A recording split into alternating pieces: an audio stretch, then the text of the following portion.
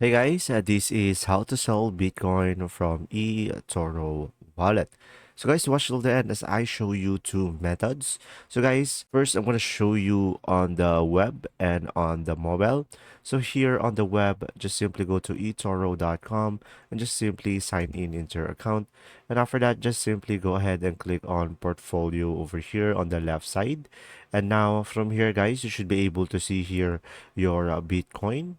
So I made this table over here so we can understand more.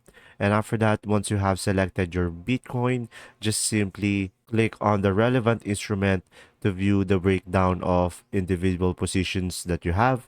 And after that, guys, just simply click on sell next to the position that you wish to close.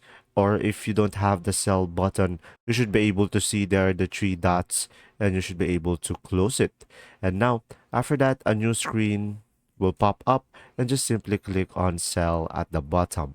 And now if you are using a mobile application guys, just simply go to your portfolio as well. It will be at the bottom of the screen. And after that, just simply tap on the relevant instrument in order for you to view the breakdown of an individual position that you have on the Bitcoin. After that, just simply tap on the position that you want to close.